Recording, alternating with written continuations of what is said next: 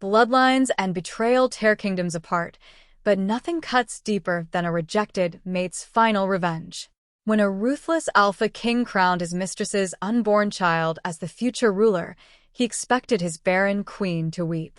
Instead, she handed him a severed bond and a devastating truth.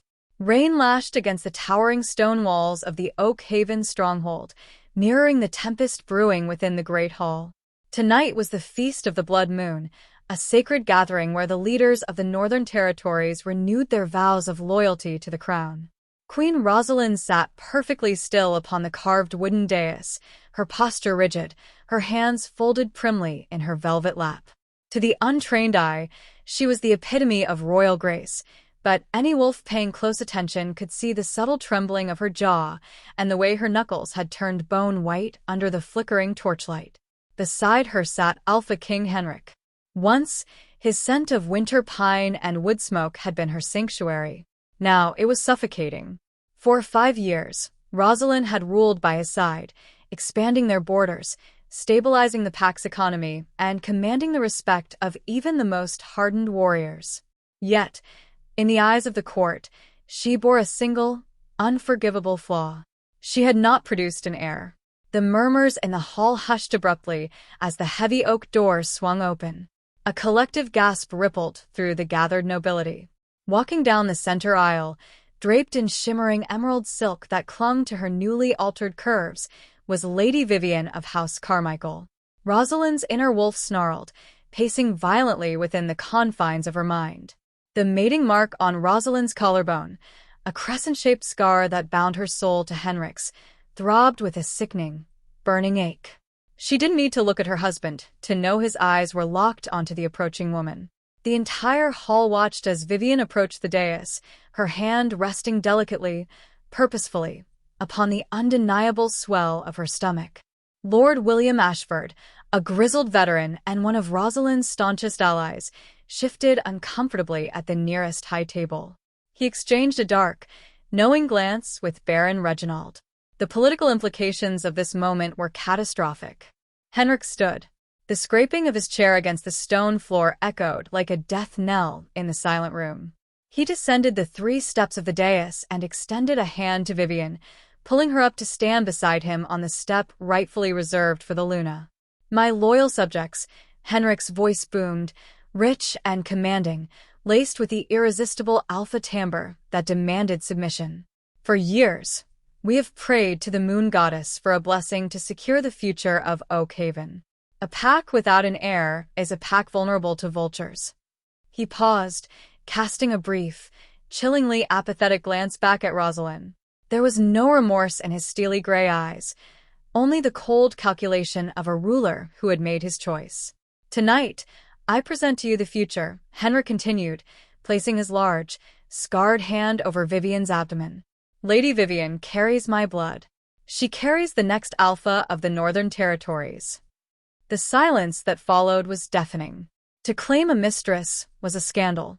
To publicly elevate her unborn child to the status of royal heir in the presence of the true queen was an unprecedented humiliation. It was a direct severing of the spiritual and political contract he held with Rosalind. Vivian offered Rosalind a smile that dripped with synthetic pity. "I only wish to serve the realm, Your Majesty," she murmured softly, though her voice carried clearly through the quiet hall. "I know how heavily your shortcomings have weighed on the king's heart." Rosalind did not flinch. She did not weep. The tears Henrik likely expected, the hysterical begging of a discarded mate, never came. Instead, a profound, icy clarity washed over her. Her wolf, previously thrashing in agony, went completely still, its eyes turning entirely black. She stood slowly. The silk of her midnight blue gown rustled, the only sound in the cavernous chamber. Every eye in the room was fixed upon her. Lord Ashford instinctively reached for the hilt of his sword, anticipating the violent outburst of a scorned Luna. But Rosalind merely smoothed her skirts. "A king must do what is best for his legacy," Rosalind said, her voice eerily calm, carrying the smooth, dangerous edge of a drawn blade. She looked directly at Henrik, severing the emotional tether between them through sheer force of will. May the moon goddess grant your reign exactly what it deserves. Without another word, Rosalind turned her back on her alpha, stepped down from the dais, and walked out of the great hall. The heavy doors slammed shut behind her, sealing her fate. But as she stepped into the cool, rain-swept corridors of the castle, the crushing weight on her chest began to lift. She was not a victim to be discarded. She was a sovereign in her own right, and she had work to do. Bribe the tavern keepers. Threaten the stable boys. Do whatever you must, but bring me the truth. It will be done, Gideon said, bowing deeply before slipping out through the servant's secret door, melting into the night like a phantom. For the next 3 weeks, the stronghold of Oak Haven became a masterclass in psychological warfare. Henrik and Vivian flaunted their newfound status. Vivian was moved into the lavish, sunlit suites of the West Wing, and Henrik openly showered her with gifts from the royal treasury. The court whispered about Rosalind's impending exile. Many lords who had once sought her favor now averted their eyes whenever she passed through the corridors, betting their political futures on the unborn heir. But Rosalind did not pack her bags. Instead, she spent her days in the dusty, forbidden archives of the royal library, accompanied only by Elder Kenrich, a blind, ancient wolf who served as the keeper of the pact. "You seek the writ of severance, do you not, little bird?" Elder Kenrich asked one evening, his milky eyes staring blankly into the roaring fireplace.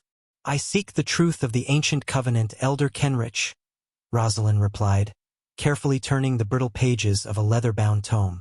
"The laws of the first Alpha state that to sever a mating bond legally, without being branded a rogue, requires more than simple infidelity." The elder wheezed, tapping his walking stick against the floor. "An alpha may take a second mate if his Luna is barren. It is an archaic, cruel law, but a law nonetheless. You cannot divorce him simply because he took the Carmichael girl to his bed." "I am aware," Rosalind stated smoothly. "But what does the covenant say about an alpha who taints the royal bloodline with a cuckoo's egg? What happens if an alpha is foolish enough to claim a bastard of lesser blood as the heir to the Northern Territories?" Elder Kenrich went completely still. The only sound in the library was the crackling of the fire. "Treason," the old wolf finally whispered, his voice trembling with a mixture of awe and terror. "The law of false blood. If an alpha forces his pack to bow to a false heir, he forfeits his right to rule. The Luna, if she can prove the deception, is granted the divine right of immediate severance. She keeps her dowry, her ancestral lands, and half the royal treasury. The alpha is disgraced." Rosalind smiled, a sharp, feral expression that didn't quite reach her eyes. She had finally found the page she was looking for. That night, Gideon returned. He bypassed the guards with ease, entering Rosalind's chambers smelling of rain and horse sweat. He tossed a small velvet pouch onto her desk. "Bastian is a fool," Gideon scoffed. "He kept every love letter the Carmichael woman sent him, hoping to use them to blackmail her once she became queen. I found them hidden beneath the floorboards of his estate. Furthermore, a midwife in the lower village confirmed she examined Vivian 5 months ago. The king only returned from his border campaign 4 months ago. The timeline does not align, my queen." Rosalind opened the pouch. Inside were 5 letters, heavily perfumed with crushed roses, detailing Vivian's passionate affair with Bastian and her calculated plan to seduce the king upon his return. Rosalind touched the ancient parchment of the writ of severance she had drafted earlier that day. She picked up her royal seal, melted crimson wax over a candle, and pressed the seal firmly onto the bottom of the document.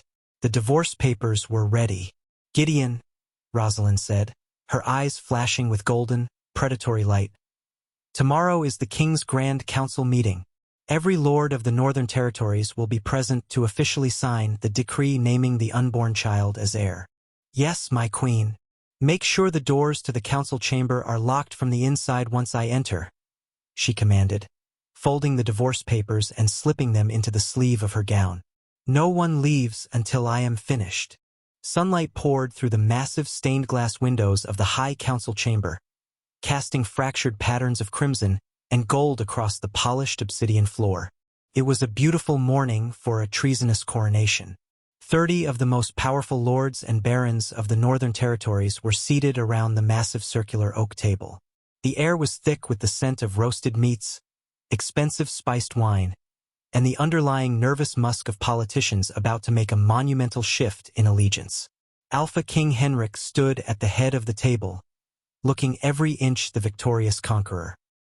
He wore a heavy cloak of winter wolf fur over his ceremonial armor, his broad chest puffed with alpha pride. Seated immediately to his right, in a gilded chair entirely inappropriate for a mere mistress, was Lady Vivian. She was draped in layers of spun gold and white velvet, playing the part of the radiant, pregnant savior of the pack perfectly. Her hands continuously stroked her swollen belly, drawing every eye in the room to the supposed royal heir. Lords of the North, Henrik's voice resonated, vibrating with the commanding frequency that instinctively forced lesser wolves to lower their heads. We are gathered to mark a new chapter in Oakhaven's history. For too long, the shadow of a barren reign has threatened our stability. Today, you will sign the decree of succession, officially recognizing the child Lady Vivian carries as the undisputed heir to the Alpha throne. Lord Montgomery, a wealthy landowner with a reputation for sniffing out where the power lay, was the first to reach for the feathered quill in the center of the table. It is a blessing from the moon goddess, my king. A strong bloodline ensures a strong border.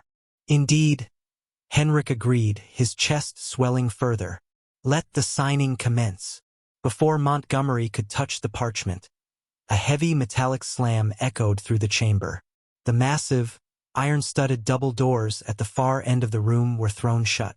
The grinding sound of the exterior deadbolts sliding into place caused several lords to jump to their feet, their chairs scraping violently across the obsidian floor. Stepping out from the shadows of the archway was Queen Rosalind. She did not wear the subdued silks of a discarded mate. Instead, she was clad in her ancestral riding leathers, with a deep blood-red velvet cape fastened at her shoulders by the silver crest of her own noble house, not Henrik's. Her golden hair was braided tightly against her skull like that of a warrior preparing for battle. Behind her stood Commander Gideon, his hand resting casually, but menacingly, on the pommel of his broadsword. What is the meaning of this? Henrik bellowed, his alpha aura flaring, filling the room with the oppressive scent of furious pine and wood smoke. Guards, remove the queen from this chamber. She has no place at this council. None of the perimeter guards moved. Gideon had personally selected the interior detail for today's meeting. They answered to the Luna. Rosalind walked forward, her footsteps steady and echoing through the sudden, suffocating silence. She did not flinch beneath Henrik's alpha command. Instead, her own royal aura flared to match his. A crushing wave of icy ozone that made the hairs on every lord's arms stand on end. I have every right to be here, Henrik, Rosalind said, her voice projecting effortlessly. As the anointed Luna of this territory, I am bound by the sacred covenant to protect Oakhaven from foreign threats. And there is no greater threat to a pack than a cuckoo's egg placed in the royal nest. Vivian let out a dramatic, breathless gasp, clutching Henrik's arm. My king, she insults me. She insults your child. Silence yourself, Henrik, before I have Gideon cut out her tongue. Rosalind snapped, the sheer ferocity in her tone making Vivian recoil. Rosalind reached the edge of the circular table and locked eyes with Lord Montgomery. You are all so eager to sign your names and pledge your lives to an heir. But I ask you, my lords, have any of you bothered to verify the bloodline you are swearing fealty to? The king has claimed the child, your majesty, Duke Harrison stammered, sweating profusely. It is not our place to question. It is exactly your place, Rosalind roared, slamming her hand onto the oak table. You are the wardens of the North. You owe your loyalty to the true blood of Oakhaven, not to the delusions of an arrogant alpha who is thinking with his groin instead of his head. Henrik lunged forward, his eyes flashing the brilliant gold of his wolf. You have crossed the line, Rosalind. I will strip you of your title and banish you to the frozen wastelands for this insolence. You will do no such thing, Rosalind countered, her voice dropping to a deadly, even register. She reached into her cloak and pulled out a stack of parchment, tossing it into the center of the table. The heavily perfumed letters scattered across the polished wood. "Read them," she commanded the lords. Letters written by Lady Vivian's own hand to Lord Bastian of the Eastern Marshes, detailing their trysts, the dates, and her sudden, desperate need to seduce the king immediately after realizing her moon cycle was late. Vivian went completely pale, the color draining from her face as though she had seen a ghost. "Lies! Forgeries!" she shrieked, though her trembling hands betrayed her. "Are they?" Rosalind asked coolly. She turned toward the dark alcove near the corner of the room. "Step forward, Dr. Richard Caldwell." A collective murmur erupted as the esteemed pack physician, Dr. Richard Caldwell, an elderly human who had served the Werewolf royals for 3 generations, stepped into the light. His reputation for absolute clinical neutrality was legendary. His presence immediately lent undeniable, terrifying credibility to Rosalind's claims. "Dr. Caldwell," Rosalind prompted gently, "please share your medical findings with the council." The old doctor cleared his throat, adjusting his spectacles. "My lords, King Henrik, a fortnight ago, under the Queen's orders, I was granted access to the old medical ledgers from the lower village apothecaries. I found the consultation record matching Lady Vivian's description and exact birthmark, dated 5 months prior. She sought tonics for morning sickness, while the king was undeniably stationed at the frozen border until exactly 4 months ago. The gestation timeline makes it medically and physically impossible for the king to be the sire." Henrik froze. The aggressive, suffocating aura of pine and wood smoke suddenly faltered, replaced by the sharp, acrid scent of a wolf's absolute confusion and rising panic. He slowly turned to look at Vivian. "Vivian," Henrik whispered, his voice dangerously low, "tell me the human lies." Vivian burst into hysterical tears, sinking to her knees beside his chair. "Henrik, please, I love you." "He meant nothing. Lord Bastian is a fool. It was before you returned. I was so afraid you wouldn't want me." She never got to finish. Henrik unleashed a deafening roar that shook the stained glass windows, his claws extending violently as he ripped the heavy oak table completely in half. The lords scrambled backward in terror, tripping over their chairs to escape the explosive rage of a deceived alpha. The High Council chamber erupted into absolute chaos.